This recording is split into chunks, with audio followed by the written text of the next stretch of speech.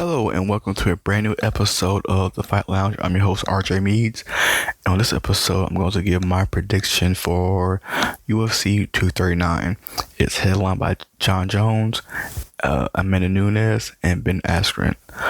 This is a very important pay-per-view for the UFC because so many divisions is at stake. I forgot even Luke Rockhold is fighting. And he is not introduced to the light heavyweight division. So if he wins and Bones wins, that's a potential matchup, later on down the line. But I will get into all that. If you're new to my YouTube channel, go ahead and give this video a like, comment below, and share it in the comment section. Let me know if you agree with my picks or you disagree with my picks. Again, I have started doing review shows. So at the end of UFC 239, I will be giving my take, my 2 cents on all the fights and everything going forward with the UFC. And if you're new to this, I will not be breaking down each and every fight. Instead, I'll just talk about the fight that interests me. And it may not even be order. Like, for example, I first want to talk about the Amanda Nunes versus Holly Holmes fight. Holly Holmes, man, she has had a roller coaster of a career. After defeating Ronda Rousey, somehow that began the end of Holly Holmes, because after defeating Ronda in 2015, in Holly Holmes' last 6 fights, she's only 2-4. And as soon as she became champion, she lost 3 straight fights. So that's what I'm talking about. Like, that's an awful record. She has been doing more with the name Ronda Rousey than Ronda actually has. Because if you have that bad of a record, you'll be nowhere near a title shot. Nowhere near. And again, in her last 3 fights, she's 2-1, so I give her that. But again, in her last 6 since 2015, 2-4. Come on, man. That's not good. And she will be fighting Amanda Nunes. They both have something in common. They both destroyed. Well, Amanda Nunes destroyed Ronda Rousey. Holly Holmes beat Ronda. But Amanda Nunes, she destroyed Ronda, and she destroyed Cyborg. So Amanda Nunes' confidence is at all-time high, and she is, without a doubt, the greatest women's MMA fighter of all time. Since 2014, which was the last time Amanda Nunes has lost, she's currently on a 8-9 winning streak. And again, her confidence is at all-time high. She beat Chris Cyborg. She beat former champions, Misha T, Ronda Rousey. Like, she's just on fire right now. This is her era. You can argue that we have been in the past. There's been a GSP era. There's been Anderson Silva, Cain Velasquez, Jon Jones. Well, in the past 2-3 years, we have been in Amanda Nunes era. And if she beats Holly Holmes, which I'm predicting she is, we may have to take away that women's. I mean, she still be the greatest swimmer of all time, but she gonna have to be one of all-time greats, period, man or woman, because her resume is very impressive. Very impressive. There's a lot of what if in boxing, especially in the UFC. Like, the biggest what if was Holly Holmes was going to wait to have the epic rematch between her and Ronda Rousey. Only problem is Ronda Rousey literally waited a full year to fight, which isn't fair on Holly Holmes, because she's a fighter. She wants to be active. Now, hindsight be 2020, losing 3 fights. Yes, she should have waited, had one more big payday, but that's hindsight. And then again, when she came back, it was against Amanda Nunes, who was the perfect fighter to truly dethrone Ronda Rousey.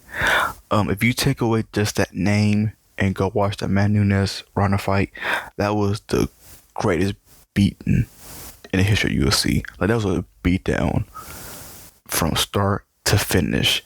The Cyborg and Amanda Nunes fight was a rock'em sock'em type fight. They was literally swinging for the fences. Technique went out the window, and which made it exciting. And it was whoever landed the big shot first, and that happened to be Amanda. I don't think we will see that type of technique in Holly Holm. I think, I don't know, it's gonna be so hard because Holly Holm, like I said, she only won in the last 6 fights. She only won 2 fights, so I don't know how you favor her. Holly has fought, all time different. Excuse me.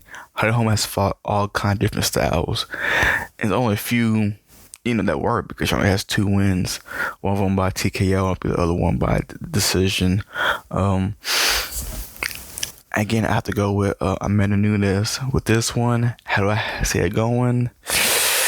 I really don't know. I get a feeling that we will see Amanda Nunes by unanimous decision. I just got sneaking suspicion because if I know Holly Holm's career is, it's kind of fraud-like, that she must know it too. I think Amanda Nunes will be the more hungry fighter. I think now, there's one thing I really like about UFC fighters, like Henry Cejudo, Jon Jones, even Dan Cormier, even Max Holloway. There's been tons of champions in UFC. There's been some people who held on to for 5 minutes and then lost it. There's been some people who you forgot was champions, but to be named an all-time great, top 10 or even top 5, that is historic. That is legendary. And there are fighters who are just happy to be champion. But I think after beating Cyborg, Amanda Nunes wants to be an all-time great. She not only does she want to be the greatest woman UFC champion of all time, she wants to be one of the greatest UFC champions of all time, one of the greatest UFC fighters of all time. And so, and again, that's hunger. That's hunger for greatness. Amanda has did the impossible twice. She has money. She's been climb 9, but she wants something bigger than her, which I can respect because after a while, when you're on top and you beat so many people, you need to make up new challenges so you don't get bored. And so I think Amanda Nunes will come the more hungry fighter. I don't think that Holly Holm was gonna put up a great fight because she put up a great fight. She put up a great fight against Cyborg. But again, I think Nunes is gonna be too much for her. So I'm picking Amanda Nunes. And the question will be, will we see the rematch between Cyborg and Amanda Nunes? The next fight I'm going to break down is a Jorge Masvidal versus Ben Askren. And George, if I butchered your name, I apologize. But this is a welterweight fight. Ben Askren, he came off his controversial win versus Robbie Lawler. The referee stopped it, even though Robbie Lawler was not passed out nor tapped out. He just seemed like he was. He wasn't doing anything. And the first half of that fight, Robbie Lawler was, I knew Dan White was doing when he literally threw Ben Askren to the wolves with Robbie. And I really think if Robbie would have knocked out Ben Askren, oh man, Ben Askren would have been on ESPN Plus. He wouldn't be, on ESPN pay-per-view no matter how much trash he talked. But that didn't happen. Ben Askren won. Controversial or not, he gets a W. That's all that matters. And again, Ben has made so many enemies. He has called out so many people. And it's kind of refreshing because with Conor McGregor out, he is the only trash talker. And again, Conor is the, Irish. So he's foreign to us, Americans. So Ben Askren is the only American trash talker on the UFC roster, because I don't count Kobe Covington. He's just a troll to me. He just says stuff to get attention. Ben Askren literally went to London, which is, a little backstory how this fight came about. It was in London, Darren Till versus George, and Ben Askren flew himself on a plane to be in attendance of the fight because he wanted to fight Darren Till. Well, George pulled an upset. He knocked out Darren Till in his own home country. So that's how this fight was made. So that's why I give him credit. Colby Covington, he don't take fights. He just waits. And, he literally waited for a tie shot and never came. So, too bad for him. But this is a number one contenders match. Whoever wins this, well, if George wins, I heard that him and Colby Covington are friends. So I don't see them fighting like real close friends. Kind of like how Tyron Woodley and Ben Askren are friends. That's why you probably never see them fight either. And again, I don't know, championship is on the line and millions of dollars is on the line. So you never know. But if Ben Askren wins, he said that he's going to call out Usman, who's the current UFC welterweight champion, and more likely they'll probably have a fight later on this year. I gotta be honest, I'm not very impressed with George. He was getting worked by Darren Till the whole fight. And then, he did knock him out, so I give him that credit. But even his whole career, George was always, I use the term mid-carders, or so, in boxing term it's called gatekeepers. Like, he could beat some lower level guys, but he can never beat the elite fighters, But again, it depends how serious he takes himself now. Cause now he's so close to a championship, literally closer than he's ever been. If he fights Ben Askren, and if he calls out Tyron Woodley, that fight could happen. I don't see it happening. George's record isn't that impressive. Ben Askren has been undefeated inside of the UFC and outside, so he has yet to be beaten. The one thing that I learned from that Ben Askren versus Robbie Lawler fight was how tough Ben Askren is, man. Ben Askren, he was shot in for a takedown. Robbie Lawler picked him up, slammed him on his head, and was just doing some ground and pound. And then when he stood up, he was hammering him. Like, Ben Askren was messed up. But he got up, dusted himself off, and continued the match. And then he had Ben Askren in a headlock.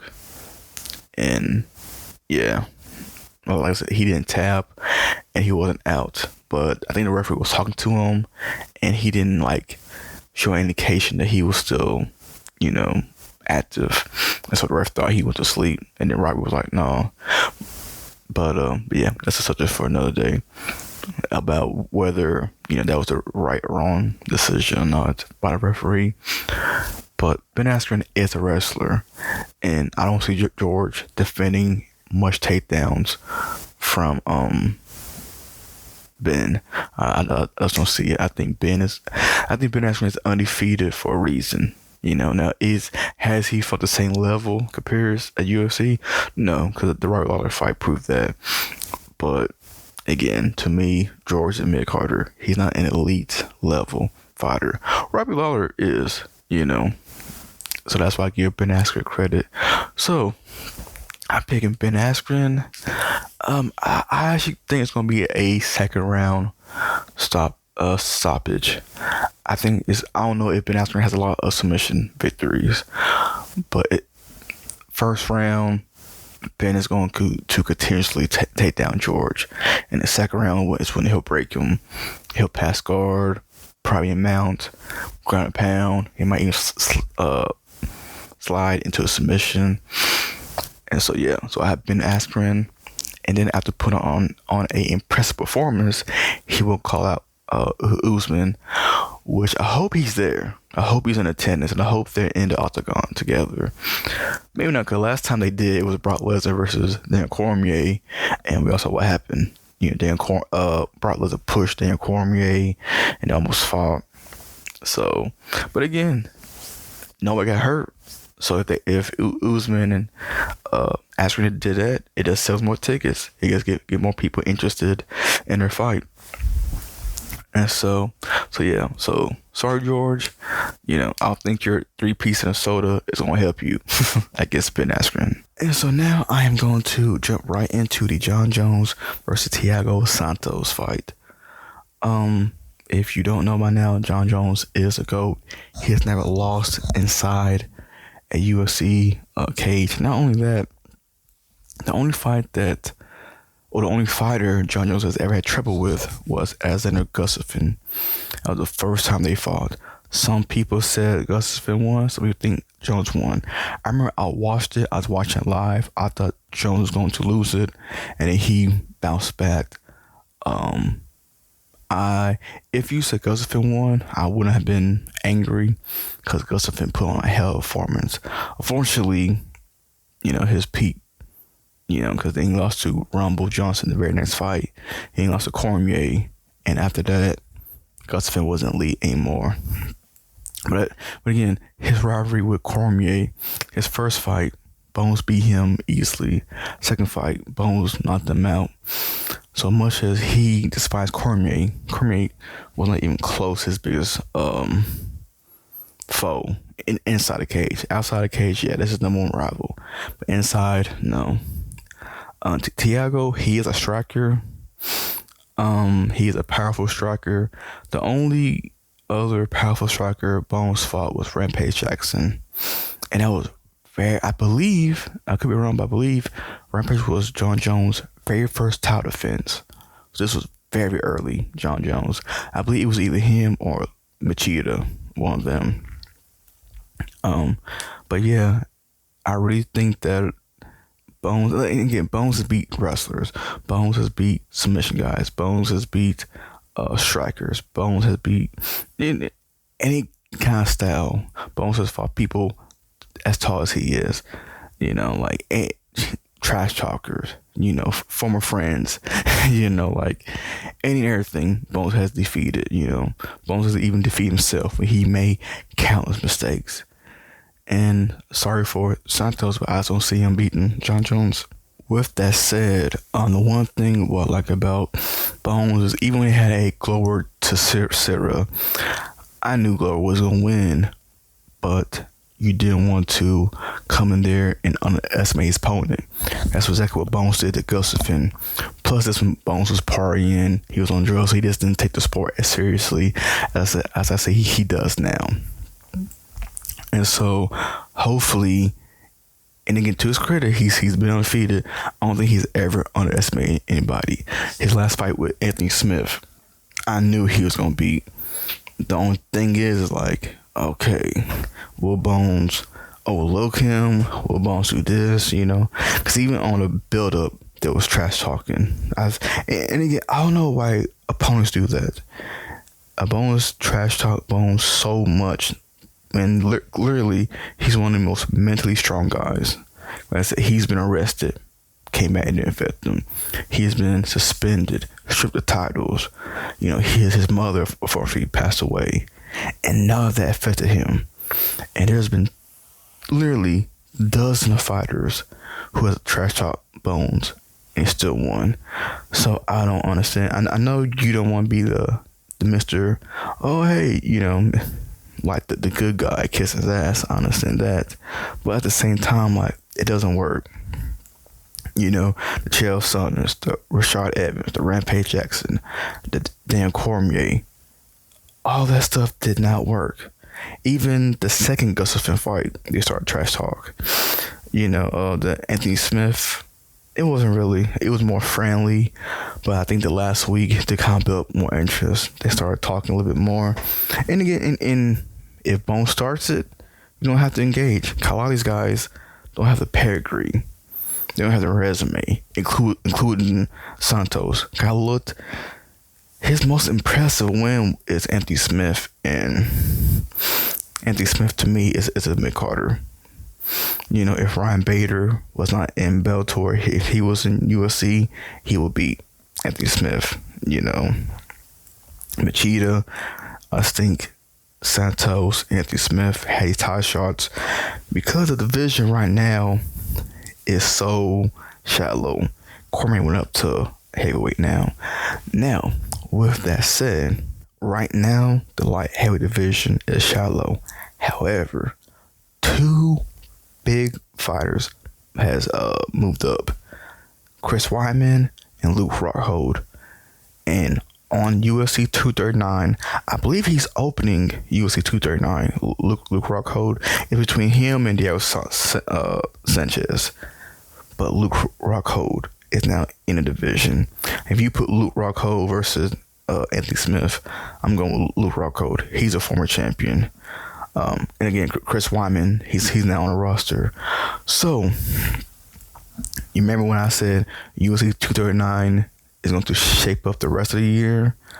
You know, if Amanda Nunes win, do we see a Cyborg rematch? Because they're running out of opponents for her. You know, Ben Askren, more likely he will fight for the welterweight championship if he wins. Same thing with Jon Jones. If he wins, if Luke Rockhold wins, that's a possible fight at the end of the year. When Chris Weidman makes his light heavyweight debut, if it's impressive, him versus Bones is another impressive fight that could happen. So that's what I'm saying. Like, right now, it ain't that good, but just having those two guys up there, those two former champions, you know, Bones versus Weidman, Bones versus Rockhold, sign me up. And so for Bones to fight those guys, he has to fight the people in front of him. And for this Saturday, person from him is Thiago Santos. And again, I think Bones beat him, I say by TKO. It's rare that Bones just straight up knock out somebody like Francis Ngannou.